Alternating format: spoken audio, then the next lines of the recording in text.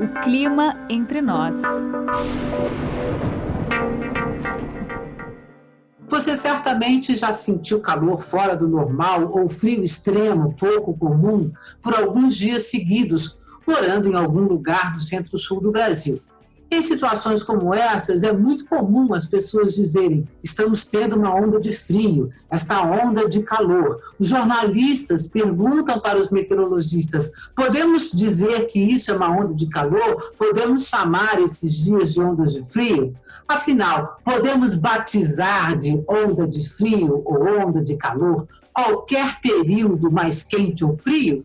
Como é que se define tecnicamente uma onda de calor e uma onda de frio? O calor ou frio fora do comum é mais prejudicial à saúde quando ocorre durante a noite ou de dia? Quando situações de temperatura muito alta ou muito baixa viram uma questão de saúde pública? É possível prever esses eventos extremos? Para conversar sobre ondas de frio e ondas de calor, o Clima Entre Nós conversa hoje com Lucas César Osório de Castro. Ele é meteorologista formado pela Universidade Federal do Rio de Janeiro e atualmente trabalha como analista de estudos de mercado na empresa Megawatt. Lucas fez um trabalho muito interessante no final da sua graduação, que analisou a relação entre eventos extremos de temperatura e as taxas de mortalidade nas regiões metropolitanas do Rio de Janeiro e de São Paulo. Os estudos de caso foram baseados nos eventos de onda de calor e de frio que ocorreram nas duas capitais em 2010, 2012 e 2016. Lucas, seja muito bem-vindo ao Clima Entre Nós e eu, de cara, já agradeço muito a sua disponibilidade. Olá, pessoal. Olá, Josélia. Eu agradeço aqui a todos a oportunidade de vir aqui passar um pouco desse conhecimento produzido e também passar uma informação relevante para a sociedade de uma forma mais simplificada, além de, mais uma vez, mostrar como a meteorologia é importante na nossa vida, não só na questão de chuva, mas também em outros eventos como a temperatura extrema e a sua implicação na saúde pública. Sem dúvida, Lucas. Olha, essa é uma coisa assim, essa certamente promete ser uma conversa assim, muito, muito interessante, porque essas ondas de calor e de frio, na verdade, elas ocorrem em qualquer lugar. Elas podem ocorrer em qualquer lugar, né? Em qualquer época do ano, na verdade, né? Você pode ter eventos extremos, na verdade, em qualquer lugar. E nós temos aí exemplos assim, diversos, não só no Brasil, mas assim, eventos pelo mundo, né? E, aliás, tem alguns recentes que são muito interessantes. Eu cito aqui o que está mais fresco, no que nós tivemos em 2018. Em 2018, nós tivemos ondas de frio extremas nos Estados Unidos. Você sabe que eu estava lendo umas reportagens sobre, para a gente ter a nossa conversa e tal, não sei o que, eu estava lendo, lembrando de algumas ondas de calor e de frio aí pelo mundo, e aí essa de 2018 foi uma coisa muito interessante, porque assim, os meteorologistas lá em Chicago, por exemplo, pediam para as pessoas assim: não respire muito fundo, procure falar baixo. A ideia era de que essa onda de frio de Chicago de 2018, do inverno de 2018, assim, fizesse com que Chicago ficasse parecendo um Everest, por exemplo, uma Antártica, de tão intensa que era. Nós tivemos também aqui, também em 2018, aí foi uma onda de calor extrema na Europa, né? Assim, temperaturas assim, passando dos 40 graus, assim, e pegou muita França, né? Então a gente viu assim, vários países com uma onda de calor extremo, né? E aqui no Brasil, eu relembrando, nós tivemos uma situação muito interessante, que é um dos anos que você pegou para analisar. Você pegou São Paulo, mas eu vou citar o que aconteceu em Santos, na cidade de Santos, no verão de 2010, em fevereiro de 2010, nós tivemos uma onda de calor que causou a morte de 32 idosos. Quer dizer, foi uma coisa assim absurda, uma coisa muito impressionante. Acho que no decorrer da nossa conversa a gente acaba falando disso mesmo, que uma das grandes preocupações nessas situações extremas é justamente a população idosa, né? E aí, se você imagina que a expectativa de vida aumentando cada vez mais, a população idosa está aumentando cada vez mais, né? Então, ela passa a ser realmente uma preocupação muito grande, né? Bom, bora lá para saber direito o que é essa história aí de onda de frio, onda de calor. E, Lucas, de cara, eu vou justamente assim pedir para que você explique para as pessoas assim, como é que se define o que é uma onda de calor e uma onda de frio, né? Porque a gente sabe que não é só qualquer períodozinho de frio ou calor, né? Essas coisas têm uma definição. Bom, Josélia, é bem isso mesmo que você comentou, não é qualquer períodozinho, né? E também eu gostaria aqui de ressaltar que não há uma classificação, uma definição universal para todo o planeta como vai ser caracterizada a onda de calor. Isso varia muito conforme o regime climático de cada região, né? No meu estudo eu optei por uma definição um pouco mais genérica, mas com um embasamento estatístico que fosse dar confiabilidade daquele resultado, né? Nessa ocasião aqui para o Brasil, especialmente Rio de Janeiro e São Paulo, que foram as cidades estudadas com mais foco, utilizamos a definição que a onda de calor é um período de ao menos 3 dias consecutivos, com as temperaturas máximas e ou mínimas acima do limiar climatológico, calculado com base no percentil 90 diário. Então, isso significa que as temperaturas máximas ou mínimas devem exceder um percentil 90, caracterizando a severidade desses valores de temperatura. Lembrando que tem que persistir por ao menos 3 dias. No caso da onda de frio, basicamente a definição é bem parecida, mas é o oposto. É quando as temperaturas máximas ou mínimas estão abaixo do percentil 10, o que caracteriza ali temperaturas muito baixas, e também para cada valor do dia, né? Então, a gente tem que ter ao menos 3 dias consecutivos para poder ter essa caracterização.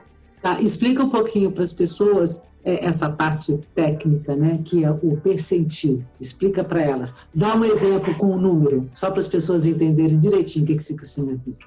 Suponha que a média de temperatura, sei lá, seja a média de temperatura máxima, seja 20 graus. Uma coisa assim. Vamos supor, então, que para o verão de São Paulo, a média da temperatura máxima fique na faixa dos 25 graus, 26 graus. O percentil 90 seria algo próximo de 31, 32 graus, uma diferença bem grande ali do que é a temperatura média e também do que seria a temperatura mediana, né, que é um pouco diferente da média. Você faz uma conta, tem uma fórmula para chegar nesse número? A gente separa os valores diários de temperatura para cada dia do ano, né, e com base nesses valores de temperaturas, para todos os dias de 1º de janeiro, desde 1961 até 2018, 2019, a gente calcula esses percentis, o percentil 10 e o percentil 90. E depois, quando a gente propaga isso para os outros dias do ano, a gente vai ter os valores ali, uma série diária. Então, a gente pode, com essa série diária, comparar os valores de temperatura observada e detectar se as temperaturas excederam o limiar extremo para a onda de calor, que seria o percentil 90, em pelo menos 3 dias consecutivos, ou se ficou abaixo do percentil 10, sendo as temperaturas temperaturas máximas ou mínimas abaixo desse limiar, por 3 dias consecutivos. Tá, deixa eu te fazer uma pergunta aqui. Quando a gente está falando assim, para você definir, então, essa onda de calor ou onda de frio, claro que depende, então, da climatologia do local.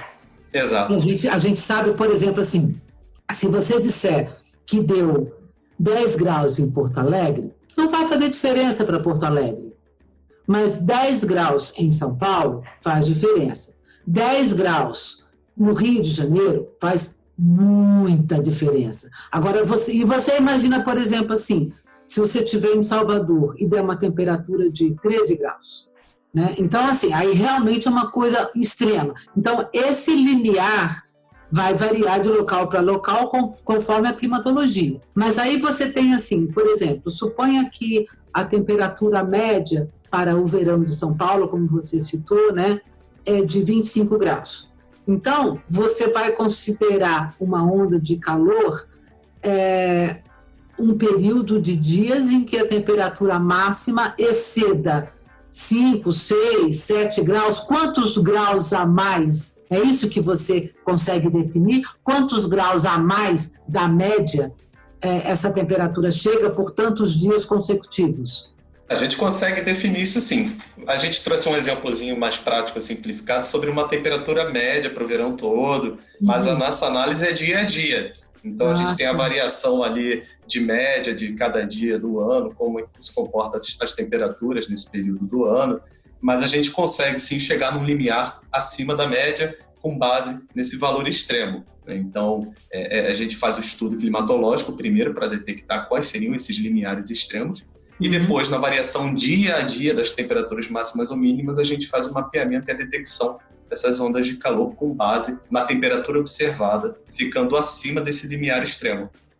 Ou seja, aí eu tenho uma situação delicada, né? Porque, assim, na verdade, para cada local, a gente vai acabar tendo um valor de referência, né? Então, sei lá, se você tem, por exemplo, a temperatura média é de 25 graus, e aí se você perceber que você vai ficar com a temperatura, suponha que para você definir uma onda de calor para São Paulo, por exemplo, né, você tem que ficar 3 dias ou mais com a temperatura máxima de 31 graus ou mais, né? Supõe. Né? Então, quer dizer, você tem a média e você tem esse valor que vai determinar o que é, a partir do qual você vai considerar uma onda de calor e por, no mínimo, 3 dias consecutivos. Então, na verdade, para cada local a gente vai ter que ter um valor, né? Você teria que fazer esse estudo. Agora, então, aí é o que eu quero chegar. Porque, normalmente, a gente não tem esses estudos para os lugares, mas é possível você, por exemplo, assim, inferir, digamos assim, você fez um cálculo para a cidade de São Paulo, você fez um cálculo para a cidade do Rio de Janeiro.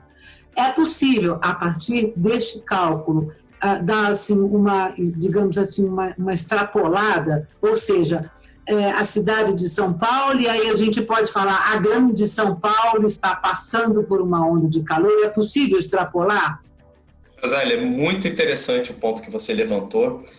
Infelizmente, nós, meteorologistas, como vamos fazer uns estudos desse gênero, né, seja pela temperatura ou precipitação, a gente encara um problema que é a escassez de dados. Então, a gente não tem dados, assim, estações meteorológicas espalhadas do jeito que a gente gostaria para poder ter uma representatividade maior do nosso estudo, mas por algumas inferências ali, com base em similaridades locais, seja no comportamento de temperatura ou até mesmo ali no conteúdo da superfície, né? Porque a gente sabe que, por exemplo, a Grande São Paulo, praticamente toda ela é prédio, asfalto, cimento. Então, a variação da superfície ali, do conteúdo da superfície, não é tão grande assim. No Rio de Janeiro já é maior, né? Porque o Rio de Janeiro tem muito morro, tem áreas verdes dentro da cidade, isso altera o regime também ali de ventos que podem vir impactar ali na mudança da sensação térmica, por exemplo. Então, para o Rio de Janeiro, a gente conseguiu ter uma representatividade maior com 4 estações. Mesmo assim, não é o ideal ainda, mas com o que a gente tinha em mãos para poder trabalhar. Não só poder ter dados para trabalhar, o dado tem que ter qualidade. Então, eu poderia ter selecionado muito mais estações e, na realidade, eu não teria qualidade dos dados. Então, eu tive que ainda selecionar os dados, ver quais que têm a qualidade para eu poder utilizar e fazer o meu estudo da maneira correta, assim como foi para São Paulo também. Sendo que São Paulo, eu tive um grande problema para selecionar os dados, só consegui dados pelo Instituto Nacional de Meteorologia e por nenhuma outra fonte, então segui dessa maneira, com base nessas inferências, né, que foram preliminares para o estudo. Isso é uma encrenca danada, né? Quer dizer, porque eu sempre comento com as pessoas, olha, como é que a gente sabe o que acontece na atmosfera? Medindo, né? Quer dizer, o nosso campo de trabalho é a atmosfera, mas eu só consigo estudá-la, saber sobre ela, se eu medir. É com isso que a gente faz, né? A gente mede. tem um monte de instrumento que mede. Então, se eu tiver um monte de medida de vento, um monte de medida de temperatura, um monte de medida de pressão, eu consigo fazer conta, né? Agora, e quanto mais longa for essa série de medições que eu tiver, melhor que eu vou conseguir fazer as minhas contas. Mas é realmente uma encrenca. Agora, você imagina, você falando aí de dados, né? Na cidade de São Paulo, a gente tem um ponto, só tem o Mirante de Santana, né? Na zona norte da cidade. Tem o IAG, mas não é tão fácil assim. O IAG, que é lá na Zona Sul, tem uma série longa também de dados, mas essa é realmente uma encrenca muito grande. E você citou aí uma outra coisa que é muito legal, que as pessoas nem sempre se dão conta. Quando a gente está falando de temperatura, de sensação térmica também, mas a temperatura em si, a gente tem que lembrar justamente de como uma série de fatores influenciam nesse valor, né? Então, você tem a superfície, o tipo de superfície. Uma coisa é você morar num lugar arborizado, a outra coisa é você morar no centro da cidade que só tem prédio, a outra coisa é você morar num lugar que venta sempre, a outra coisa é você estar num lugar que está sempre fechado, né? com muito restrito. Imagina, isso faz uma diferença tremenda. É muito interessante isso, isso altera a temperatura. Na altitude, além de época do ano, tudo bem, mas dentro do mesmo espaço, da mesma cidade, a variabilidade é enorme. Bom, Lucas, eu queria que é o seguinte, você fez um trabalho, um estudo para a região metropolitana da cidade de São Paulo, né? E depois também para a cidade do Rio de Janeiro, né? Eu queria que você assim, comentasse agora, que você falasse aí assim abertamente e tal, os detalhes sobre os casos que você estudou, primeiro usando a cidade de São Paulo, e depois a gente fala do Rio, né? Então, assim, eu queria que você falasse o que foi que você encontrou. Como é que você chegou qual é o limiar para São Paulo, que a gente define onda de frio, onda de calor, esse limiar de temperatura, né? Assim, como é que você encontrou esse dado e comentando um pouquinho sobre esses anos, né, que você estudou. Então, aí eu queria que você falasse um pouco sobre o seu trabalho. Legal, Josélia. Especificamente para a cidade de São Paulo, foram estudados 3 eventos no mesmo ano, que ocorreram em 2016. Na realidade, foram eventos praticamente sequenciais, um atrás do outro, né? Tivemos uma onda de calor na região metropolitana de São Paulo, que durou quase 20 dias, né? Foi do dia 6 de abril ao dia 25 ou 26 de abril de 2016. Em sequência, veio uma onda de frio do dia 28 de abril ao dia 2 de maio e, posteriormente, um terceiro evento que ocorreu em junho, que foi do dia 9 ao dia 16. Desses 3 eventos, a gente detectou uma anomalia enorme de mortalidade, ou seja, com óbitos muito além do que eram esperados para o período do ano. E quando a gente calcula esse esperado para o período do ano, nada mais é que a média diária de óbitos que tem que ocorrer a cada dia do ano, com base na série de dados que a gente tem disponível, que foi cedida pela Fiocruz através da plataforma DataSUS. Então, nesses 3 eventos, nós detectamos aí uma grande anormalidade de óbitos. No primeiro evento da onda de calor, as temperaturas ali ficaram na faixa de 31,5 graus a 33 graus, caracterizando aí um excedente de 1 grau a 1,5 grau em relação ao limiar extremo. Já na primeira onda de frio, que veio logo em sequência à onda de calor, que foi a passagem de uma frente fria e teve a incursão da massa de ar frio associada a esse sistema, né? As temperaturas ali ficaram na faixa de 10 graus, 11 graus, ficando ali meio grau a 1 grau abaixo do limiar extremo para a onda de frio. E o último caso de onda de frio estudado, que foi em junho, as temperaturas ficaram na faixa de 5 graus, 3 graus. E isso daí representou uma diferença de quase 3 a 4 graus Celsius abaixo do limiar extremo para o frio, né? E durante esse período, o que nós detectamos, né, nessa abordagem que tivemos no nosso estudo?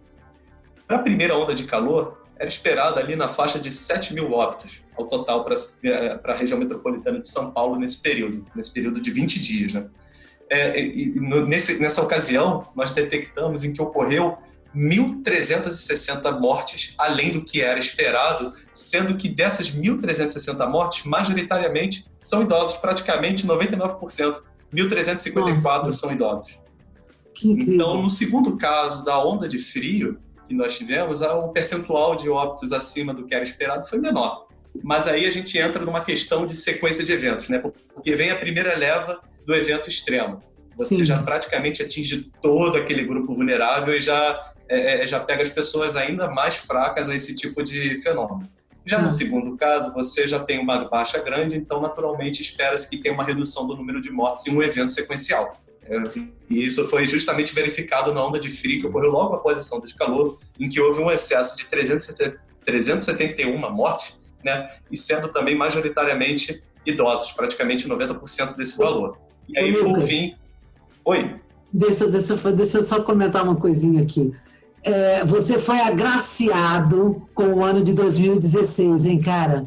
Porque o ano de 2016 ele foi absolutamente excepcional. Você está falando desse abril, essa onda de calor de abril de 2016, foi o abril recorde. É o abril mais quente que a cidade de São Paulo já enfrentou. E aí, assim, aquela onda de calor tremenda pegando o centro-sul do Brasil, porque foram temperaturas extremamente fora do comum. E essa onda de calor, ela foi quebrada, esse bloqueio atmosférico, ele foi quebrado com uma mega onda de frio. Ela irrompeu, assim, aquele monstro invadindo o país. Então, assim, o frio intenso foi assim, na virada, assim, na virada de abril para maio, né? O sul do Brasil pegou já o finalzinho de abril, começou a esfriar muito, e aí logo no comecinho de maio, pá, ela já entrou, depois se espalhando pelo sudeste e centro-oeste, e aí depois a gente ainda teve os outros eventos realmente durante o outono e inverno. Mas uma mega onda, aliás, um mega ano, então uma coisa muito incrível, muito incrível. Nossa, é fantástico, é fantástico. Agora você imagina acontecer tudo isso que você está falando, né, no mesmo ano. Né? Quer dizer, então as situações, extremo, né? Pois então as situações que a população viveu, né, de extremos dentro de um mesmo ano, né? Fantástico. Bom, continua São Paulo, então. Bom, e para finalizar, né, nós tivemos o terceiro evento em São Paulo, na Grande São Paulo, que foi a segunda onda de frio, que essa daí realmente foi bem intensa. Foi muito forte ali, com a temperatura bem abaixo do limiar extremo, que seria ali o percentil 10, na faixa ali de 9 graus, as temperaturas ficaram entre 3 e 4 graus, então foi muito extremo. E nesse caso nós tivemos 1.298 mortes e acidentes, além do que era esperado para esse mesmo período do ano. Então isso caracteriza bastante a severidade desse tipo de evento e também um alerta para a saúde pública. Porque praticamente não tem nenhuma informação assim sendo divulgada de maneira tão ampla e sem perder, de uma maneira que fique clara, objetiva, mas que sem perder o conteúdo técnico mais importante, a informação mais importante, né? Que seria a prevenção a esse tipo de evento. A gente não tem ainda essa noção no Brasil, porque a gente acha que somos um país tropical ou subtropical, com temperaturas mais altas e que, naturalmente, onda de calor aqui não existiria porque a gente já vive temperaturas muito elevadas, ou então onda de frio aqui não existe porque a nossa temperatura já é tipicamente mais alta, e o brasileiro se engana muito nisso, né? A gente acaba caindo nessas ciladas, né?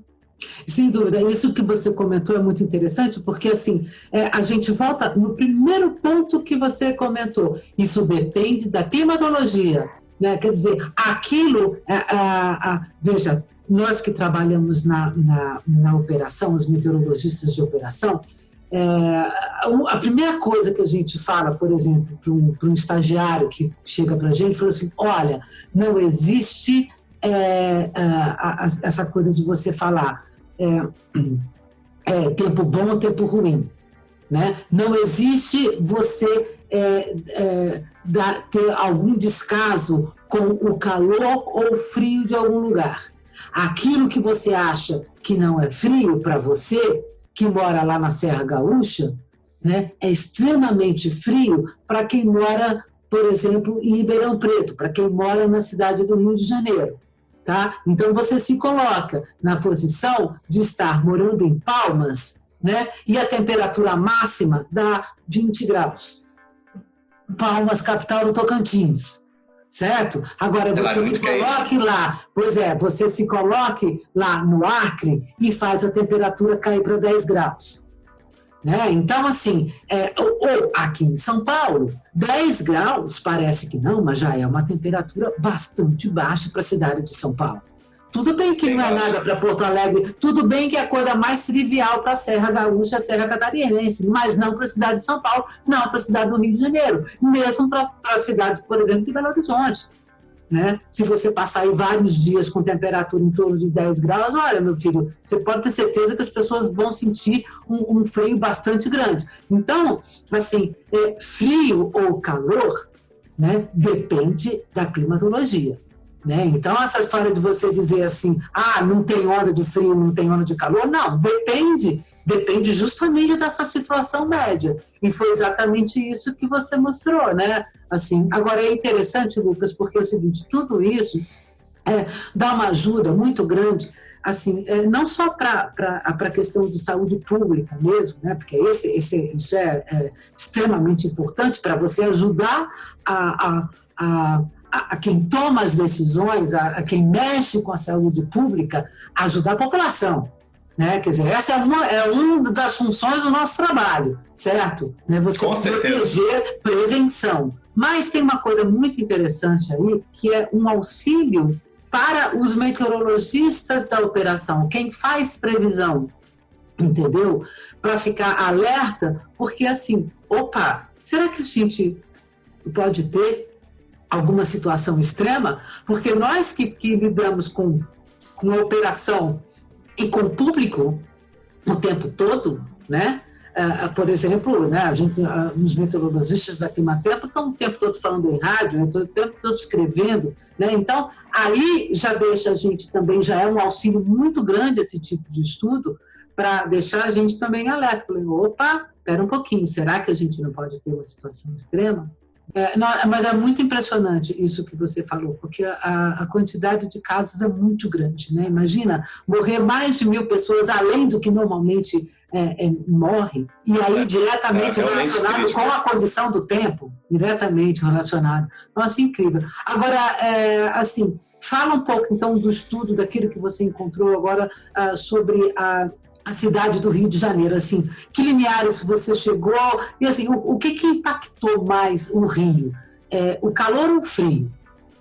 Bom, no Rio, o que impactou mais, essencialmente, foram as ondas de calor, mas não pela quantidade de casos, não pela quantidade de óbitos, mas sim pela quantidade de casos.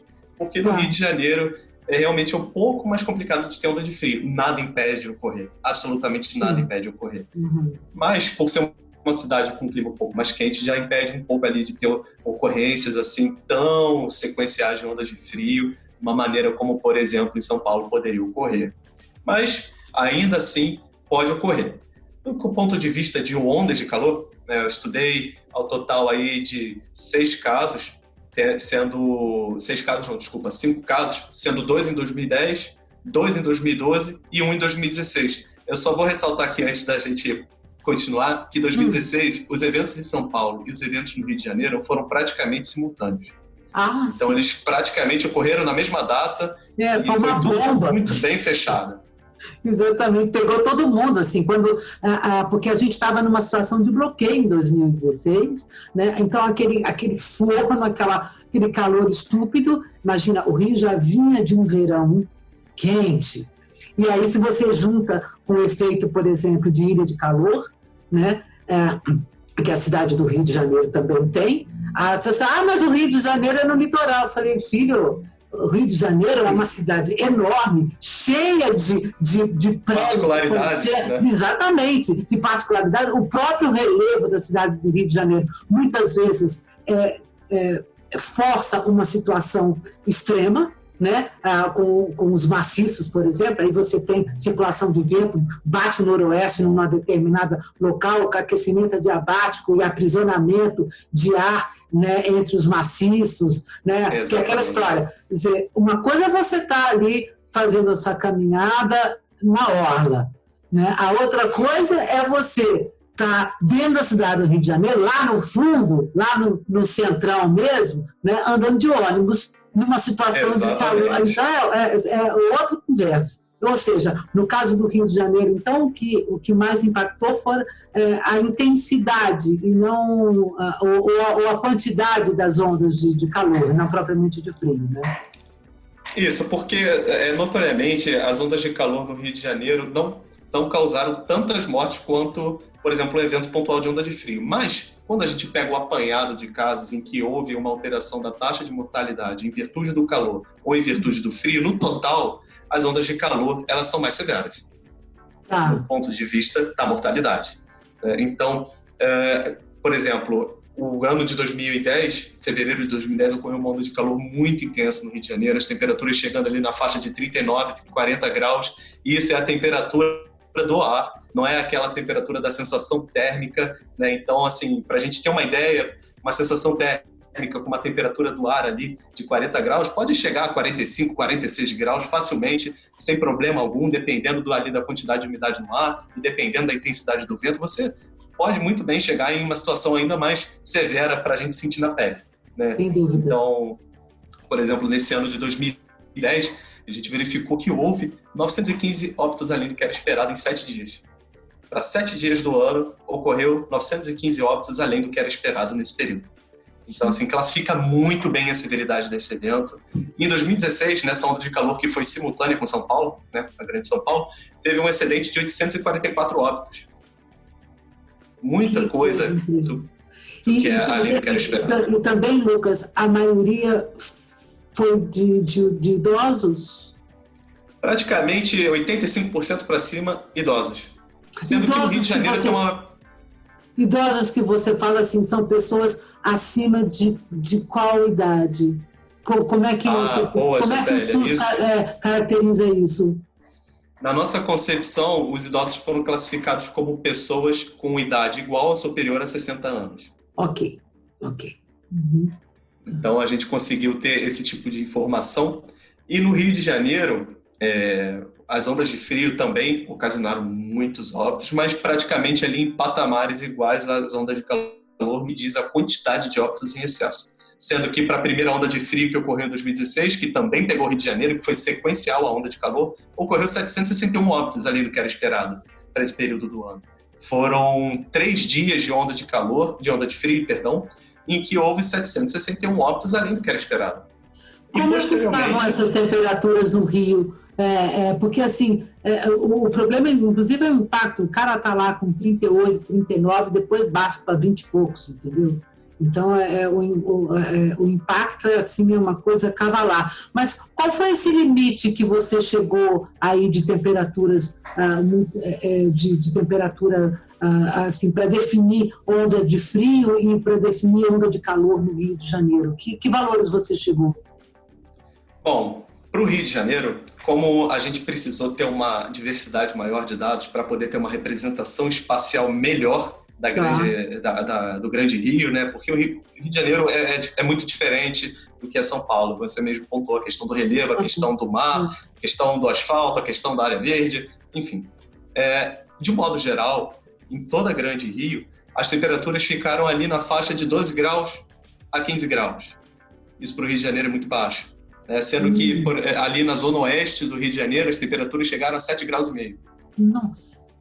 Eu não estava lembrando desse dado não, viu? Do Rio, mesmo, muito baixo, muito baixo. Eu sei porque, assim, o que eu lembrei aqui em 2016, por exemplo, deu geada em São Paulo, né?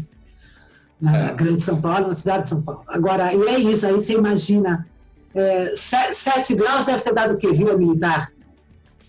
Foi em Campo dos Afonsos. Foi Campo dos Afonsos, nossa mãe, na zona oeste do Rio. Na zona oeste, próximo ali do complexo de Bangu.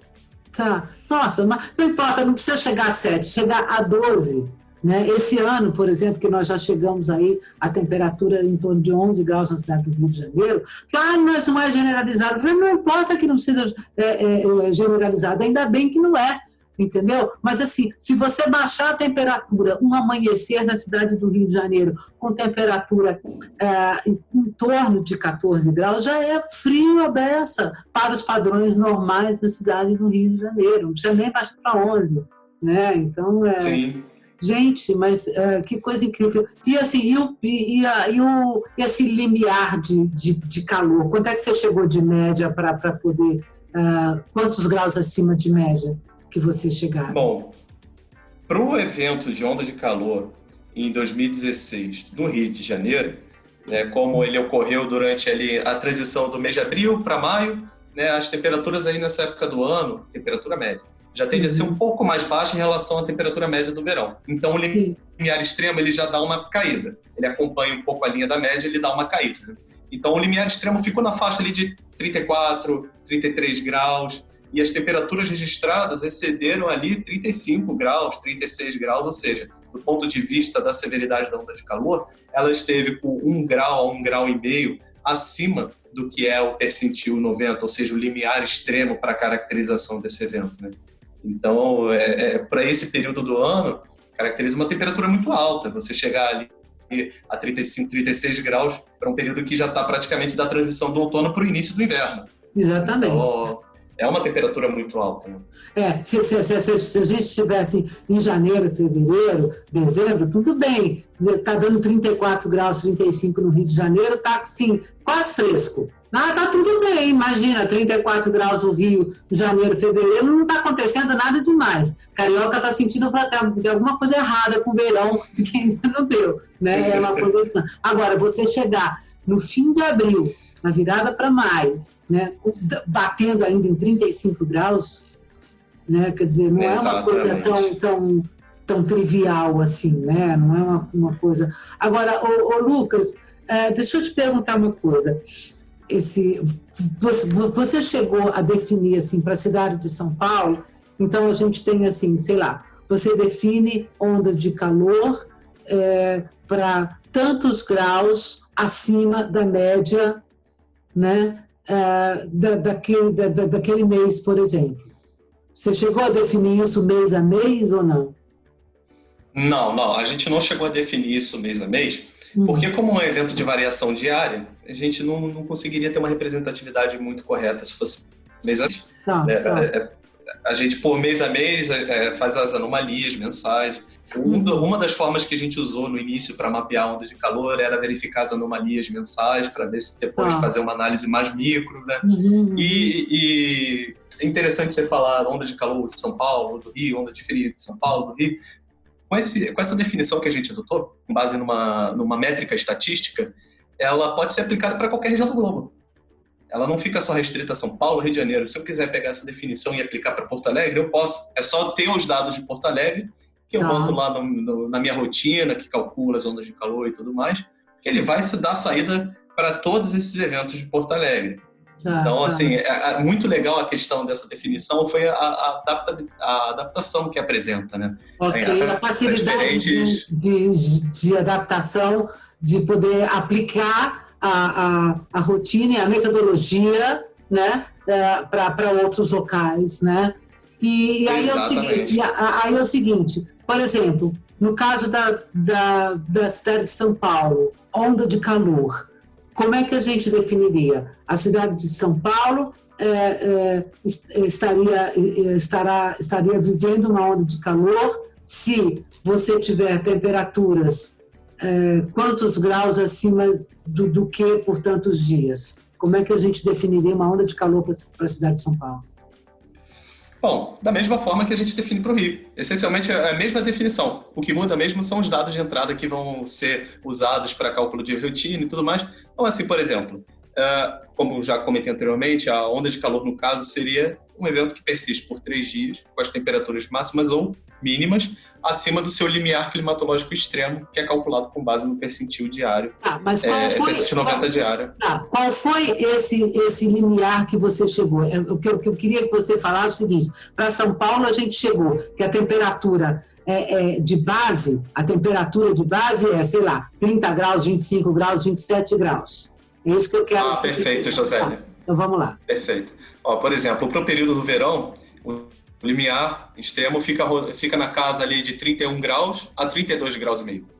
Já para o outono, o limiar já varia bastante, porque você tem, né, no início do outono ainda está com uma característica ali similar ao verão, ainda um pouquinho mais quente, já no final do outono ele já está próximo ali do inverno. Então a temperatura já tende a baixar mais um pouco. Então você tem ali o declínio dos valores de limiar extremo dia a dia. Então para o outono, o limiar extremo ficaria ali na faixa de 31 graus até 27 graus e meio, 26 graus ali no final do outono. E já para o inverno, ele tem um comportamento também um pouco similar ao outono, sendo que ele começa mais frio no início, o limiar extremo já começa com valores mais baixos no início, e no final do inverno você já começa a subir um pouco esse limiar, porque já começa a esquentar um pouco mais. Isso é normal pelo período do ano, sazonalidade e tudo mais. Então, no inverno, o limiar extremo para a temperatura máxima, por exemplo, ele ficaria variando ali entre 26, 27 graus e meio até 30 graus, né? Não excederia esse valor, o limiar extremo. Então, qualquer temperatura acima desses valores aí no período do inverno, você já pode ter aí um indício de uma onda de calor. É claro, não dá para afirmar que vai ocorrer a onda de calor assim, porque isso é uma estimativa para um período todo de uma estação do ano, né? Então, por isso que é importante essa variação dia a dia para a gente poder ter o acompanhamento certinho desse evento. Sim, mas o interessante aqui é o seguinte, suponha o seguinte, olha, porque esse tipo de estudo assim, facilita ou dá uma chance para a gente poder indicar para a população que, olha, é possível que a gente entre numa onda de calor, é possível que a gente entre numa onda de frio. Eu digo isso porque é o seguinte, hoje, os modelos de previsão numérica do tempo nos permitem assim, antever e com um razoável confiabilidade, né? Um superaquecimento, um superresfriamento do ar com até 15 dias de antecedência. Então, assim, os modelos trabalham bem com essa faixa. Ainda que tenha essa variabilidade de um dia para o outro, muda um pouco de solução, mas a gente consegue antever, né? Assim, esse aquecimento muito grande ou resfriamento muito grande com 15 dias de antecedência. Né? Então, suponha que, por exemplo, assim, eu estivesse no mês de julho, suponha, estou no mês de julho em São Paulo, né? E eu percebo que eu vou entrar num período aí de uma semana com temperaturas variando entre 27 e 30 graus no mês de julho, né? Então, eu poderia dizer, olha, a cidade de São Paulo poderá viver uma onda de calor atípica, né, no mês de julho, nesses dias, né, com temperaturas máximas estimadas entre 28 ou 27 e 30 graus. Seria isso? Estaria correto o que eu estou falando? Com certeza, José. Estaria correto, sim. Olha só, era aí que eu queria chegar, porque isso é uma coisa extremamente útil, né, para a gente, quando a gente tem esses limiares, né, e ainda que eu não tenha para todos os locais, né, assim, porque essa vira uma encrenca, porque daí, vou te contar uma coisa que o jornalista chega para a gente e pergunta assim, tá, mas quantos graus acima da média está? Essa é uma pergunta clássica, né? Ok, mas isso é uma onda de calor? Eu falo assim, olha, você não pode chamar de onda de calor, não é bem assim, né? É uma temperatura bastante acima do normal e tal, mas assim, está 2 dias, né? Então, assim, logo vem a frente fria, então você não pode dizer que isso é uma onda de calor, né? Para essas ocasiões, hoje, Zélia, a gente tem os eventos pontuais de calor e de frio também. Exatamente, quer dizer, você está sujeito a isso, tá? Agora, claro que se você, por exemplo, naquele caso de abril de 2016, né, podemos dizer que sim, o estado de São Paulo viveu uma onda de calor, sim, acho que a gente pode extrapolar, porque nós observamos aquilo de forma generalizada, né? Aliás, foi uma onda de calor assim, centro-sul do Brasil. E particularmente a região sudeste, com temperaturas extremamente elevadas, Paraná e o sul do Brasil, assim, foram temperaturas extremamente altas, né? Se você já imaginar abril, assim, avançando no abril, você já tem uma suavização grande desse calor e a gente vivendo aquele calor assim extremo que foi, aliás, abril de 2016 ele foi um recorde planetário também na época. Sim. Né? Assim, bem lembrado, Josélia, bem lembrado. Ainda teve esse detalhe que ainda foi um recorde planetário. Aí é o seguinte, assim, em relação a temperaturas baixas, por exemplo, no Rio e em São Paulo, né? Que limiares é esse que você chegou aí? O que seria? Bom, por exemplo, para São Paulo, se você tem uma temperatura mínima abaixo já de 17 graus, 16 graus durante o verão, você já tem uma onda de frio. Você já tem uma onda de frio e que pode ser severa já com esse valor. O valor de 15 graus no verão já é uma onda de frio que pode ser classificada como intensa. No outono, né, a gente já tem esse declínio, né, das temperaturas também. É o mesmo comportamento de curva. No início do outono, as temperaturas mínimas ainda estão um pouquinho mais altas, mas no final do outono já começa a pegar bem aquela característica de inverno. Então, as temperaturas já tendem a ficar mais baixas. Mas, colocando em valores práticos assim, para o outono, se a temperatura estiver abaixo de 15 graus no outono, de modo geral, já tem a possibilidade de ocorrer uma onda de frio, né? Sendo que para o final do outono as temperaturas necessariamente já tem que estar abaixo ali de 12 graus, 11 graus, então seria um valor mais plausível para determinar um limiar extremo para esse período. No inverno, de modo geral, ali tem um comportamento bem uniforme entre os meses de junho, julho e agosto. Essas temperaturas mínimas ali ficarem abaixo de 10, 9 graus Celsius, então você já tem a possibilidade de caracterizar uma onda de frio, se isso persistir por 3 dias ao menos. Depois tem a retomada da curva, cresce um pouquinho, né? Aumenta os valores da temperatura de novo, porque você sai do inverno, entra na primavera, e ali no início da primavera, se os valores ficarem rodando ali na casa dos 11, 12 graus Celsius também, você já pode ter uma possibilidade de ter uma onda de frio. E se aproximando do verão, se as temperaturas ficarem na faixa de 13 a 14 graus Celsius, você também já pode ter uma onda de frio. Nossa. Ô Lucas, é o seguinte, quando a gente fala ondas de calor e ondas de frio, certamente, talvez a situação mais complicada que a gente tenha é em relação às pessoas idosas, né, que são as mais vulneráveis. E hoje, assim, é bastante fácil você desfiar aí uma série de doenças de preocupação com as pessoas idosas quando esfria muito ou quando esquenta muito, né? Agora, assim, nesses estudos que você fez, tanto em São Paulo quanto no Rio, a maior quantidade de óbitos foi em idosos, né? Não teve grande impacto, por exemplo, em crianças? Vocês não observaram isso? Josélia, esse era um ponto inicial que esperávamos ter algum resultado, né? Com relação aos mais novos, né? De 0 a 14 anos, que seria também um grupo vulnerável, por ainda não ter ali o seu sistema fisiológico bem formado ainda, está em pleno desenvolvimento, tudo mais. Então a gente esperava ter uma resposta, mas para nossa surpresa não teve. Foi o grupo que não teve nenhuma variação significativa estatística que pudéssemos corresponder ou então relacionar com o evento de onda de calor e onda de frio. Na realidade, praticamente não teve nenhuma relação. Em contrapartida, os idosos apareceram, e isso era esperado, claro, os idosos apareceram figurando aí os principais valores de óbitos excedentes em relação a esse período, né? No Rio de Janeiro, a gente teve uma situação um pouco mais particular, em que as idosas apresentaram mais vulnerabilidade em relação aos idosos, ou seja, os mais velhinhos do gênero masculino, né? As mulheres foram mais vulneráveis. A gente teve esse tipo de comportamento. Praticamente, aí, em todos os eventos, as mulheres teve um percentual muito maior em relação aos idosos, a não ser na onda de frio de junho de 2016, em que praticamente eles tiveram ali o mesmo excedente de mortalidade em relação ao que era esperado para esse grupo, né? E para São Paulo também foi bem parecido, só que São Paulo já apresentou um padrão um pouco mais uniforme em relação ao gênero masculino ou gênero feminino das pessoas que têm 60 anos ou mais. Eles tiveram praticamente o mesmo percentual excedente de óbitos em relação aos eventos de onda de calor e de frio.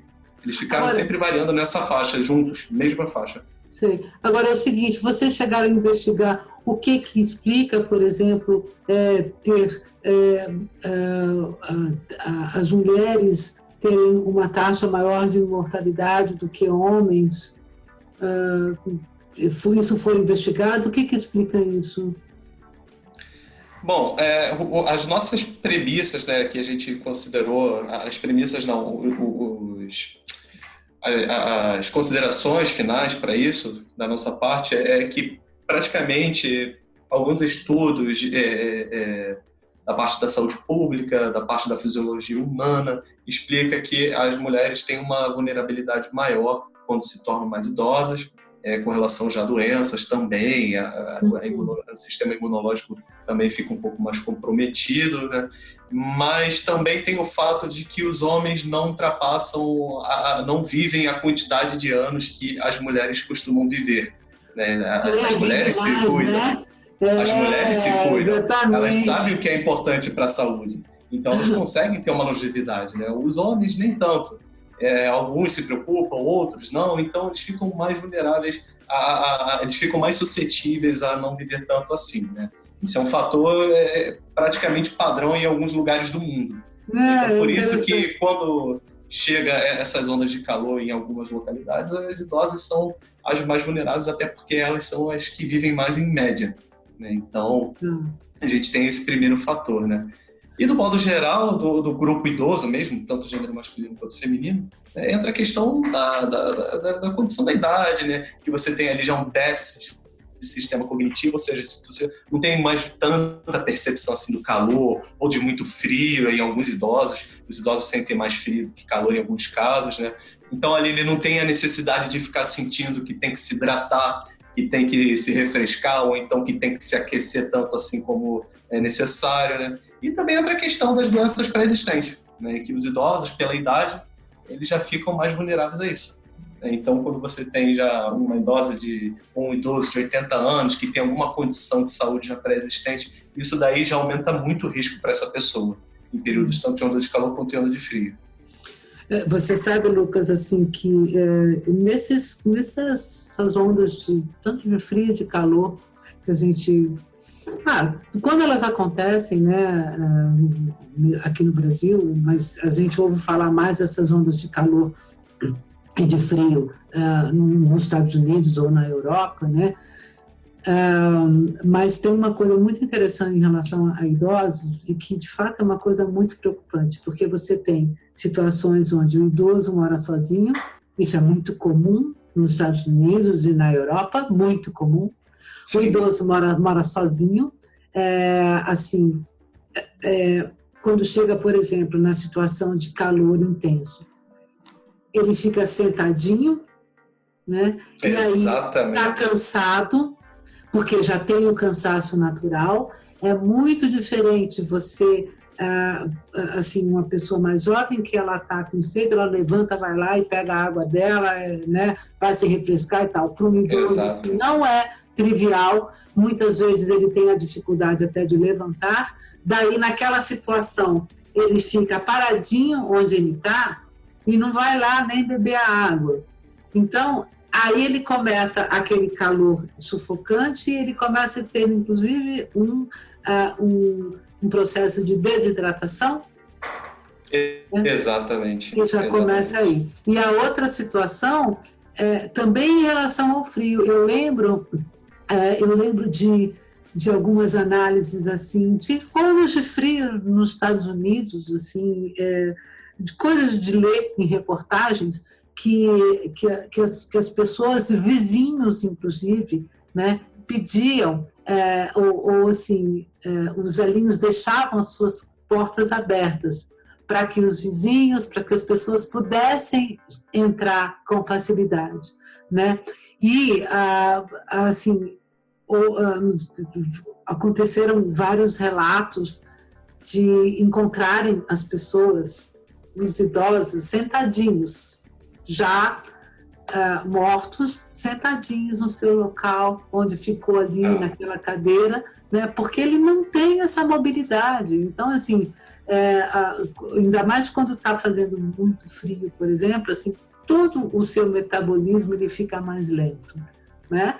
Essa é uma das questões, né, com relação a frio. Por que eu tenho mais preguiça? Porque eu não sei, assim, todo o seu metabolismo, tudo fica mais lento, né? Eu fiz outro dia uma entrevista com uma pneumologista e ela estava comentando, ela fez uma analogia muito interessante, assim, mas por que fica no frio e tal, a gente fica mais sujeito e tal, né? A coisa da respiração, né?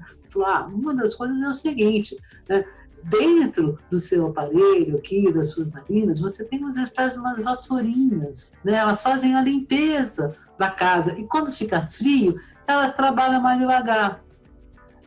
Né? Então, assim, fica tudo mais devagar e, ou seja, a limpeza não fica eficiente. E aí você começa a criar acúmulos, né, de sujeiras que acabam criando alguma infecção também, alguma inflamação, alguma coisa que não está no lugar certo. Né? Mas é que todo o corpo da gente, ele sente mais, ele fica mais retraído, ele fica mais molenga, mais, né, mais preguiçoso mesmo quando faz frio. E, ao mesmo tempo, quando você tem o calor extremo, né, aceleração do metabolismo e pressão e aquelas coisas todas, né, que tem as pessoas. Então, é uma situação muito complicada. Agora, e que infelizmente, eu acho que a gente não tá preparado, sabe?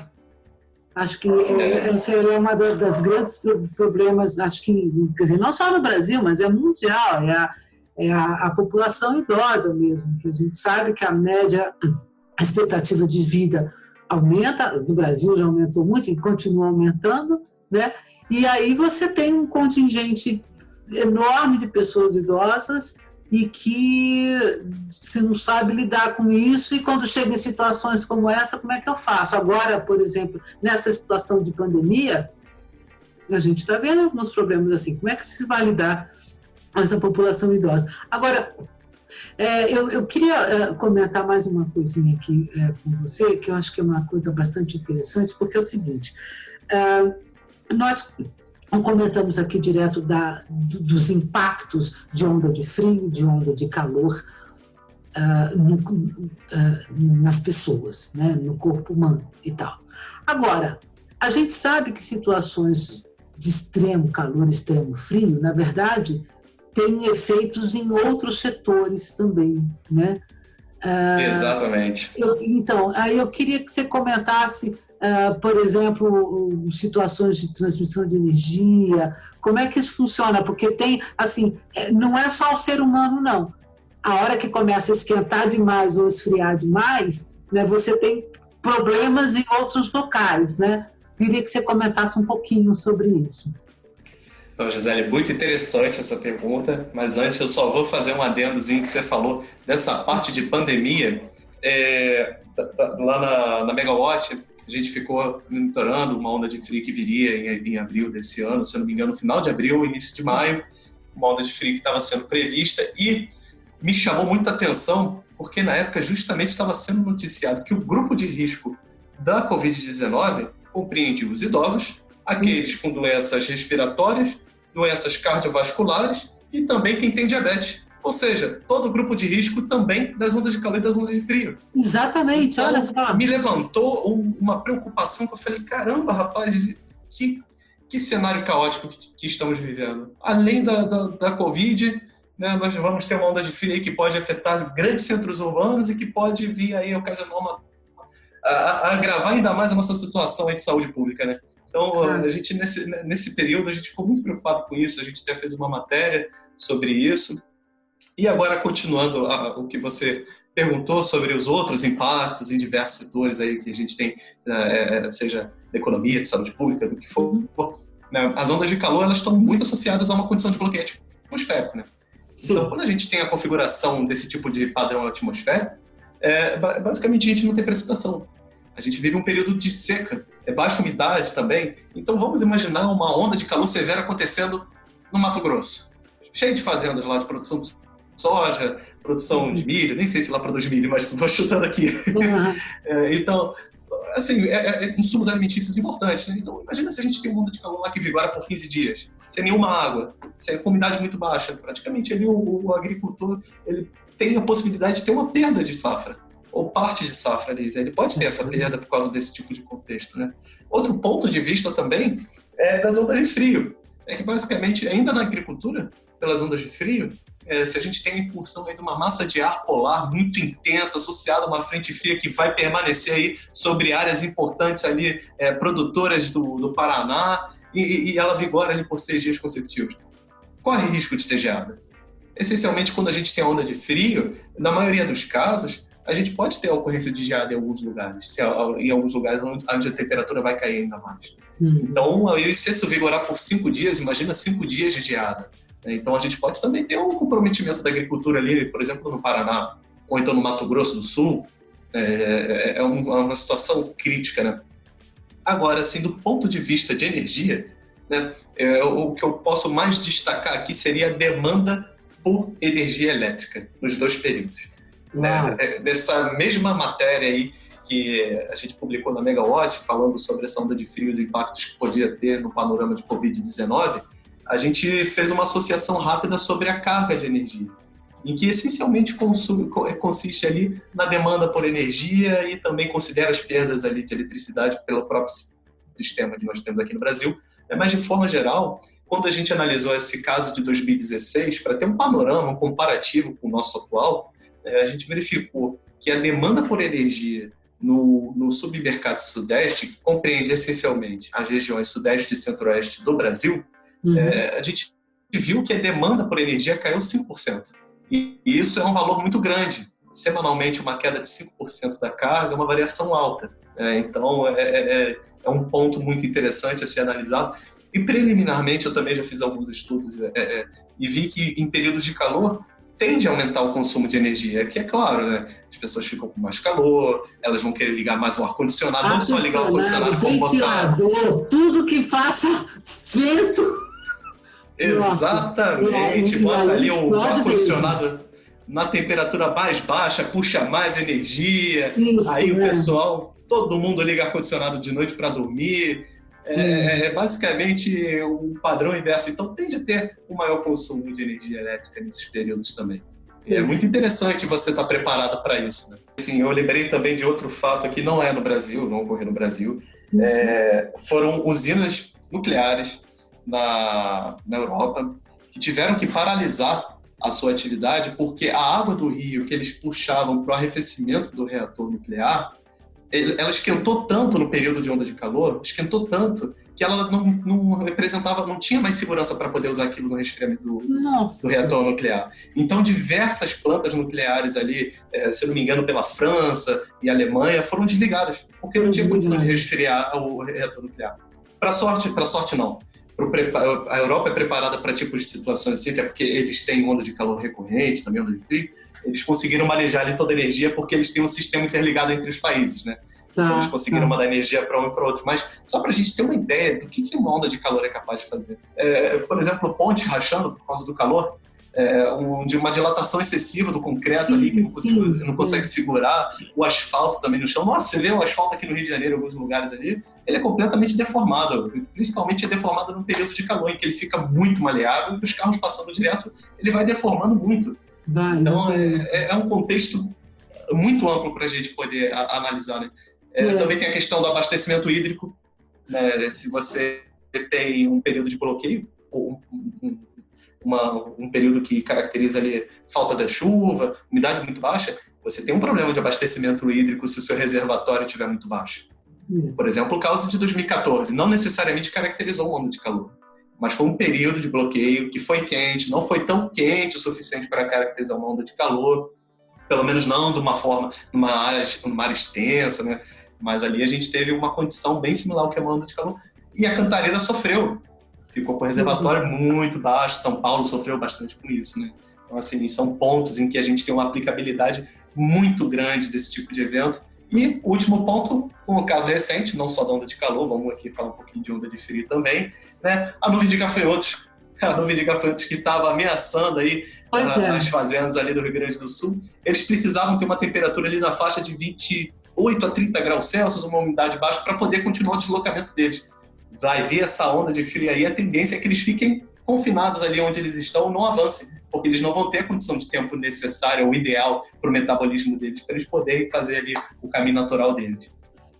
Essa onda de gafanhotos, ela, na verdade, ela eclodiu justamente numa situação de seca, né? Temperaturas acima do normal, né? E seca, tá? Então, uma seca, na verdade, que assola aí o norte da Argentina, o sul do Brasil, o Paraguai, o Uruguai, já durante o verão, né? Isso aí já estava sendo previsto. Lucas, vocês chegaram a fazer algum tipo de análise considerando eventos assim, oceânicos atmosféricos globais como El Niño e Laninha? Vocês chegaram a fazer alguma consideração nesse sentido? Olha, estatisticamente, a gente ainda não conseguiu chegar numa relação significativa, né? Mas em um dos trabalhos que eu fiz com relação a modelos conceituais de onda de calor, deu para verificar que, simultaneamente, ali no centro-sul do Brasil, onde ocorria a onda de calor, a região do Ninho, ali no Pacífico Equatorial, ela estava mais quente, a temperatura do ar estava mais quente. Tá. Então, praticamente teve uma resposta ali, ou pelo menos um padrão similar ali em relação à condição oceano-atmosfera, em praticamente todos os eventos em que a gente estudou dessas ondas de calor, né? Nesse sentido, foi dessa forma. Mas agora a onda de frio a gente ainda não conseguiu replicar o estudo para ver as condições atmosféricas e oceânicas também ali nas redondezas, né? Isso são passos futuros aí do nosso trabalho com a equipe lá da UFRJ. Legal. Você vai dar continuidade a esse seu trabalho? Como é que vai ser a continuidade disso? Se é que você vai dar, como é que vai ser? Olha, eu pretendo dar continuidade. É um assunto muito interessante, que não tem só aplicação na saúde pública, que, diga-se de passagem, é uma aplicação fundamental, extremamente importante. É algo que pode melhorar a nossa qualidade de vida se a gente se programar, se a gente tiver uma proteção, se a gente tiver um protocolo, algo do gênero. Então, eu também gostaria de aplicar esse tipo de fenômeno em outras vertentes da sociedade, porque a onda de calor, se ocorrer no lugar mais crítico, mais sensível da estrutura do país, por exemplo, a gente pode ter uma bala econômica, como, por exemplo, quebra de agricultura. A gente pode ter uma bala econômica no país, visto que nós somos um país essencialmente agrário ainda, né? A maior parte do nosso PIB ainda é de agricultura. Então, é muito importante dar continuidade a esse assunto, dar continuidade aos estudos, tentar verificar, assim, em que esse evento pode influenciar, no que ele pode impactar, aonde ele pode gerar danos nocivos. Então, é muito importante continuar com esse tipo de estudos. Bom, o Clima Entre Nós agora está encerrando. Nós fizemos aqui uma conversa extremamente interessante com o Lucas César Osório de Castro, falando sobre ondas de calor e de ondas de frio. E agora você já sabe que não é qualquer 2 dias de calor um pouquinho mais intenso que você pode chamar de onda de frio, né? Bom, Clima Entre Nós fica por aqui. Eu agradeço muito a sua atenção. Espero que você tenha aproveitado mais esse conteúdo. Você pode entrar em contato com o Clima Entre Nós através do e-mail podcast@climatelo. Até uma próxima.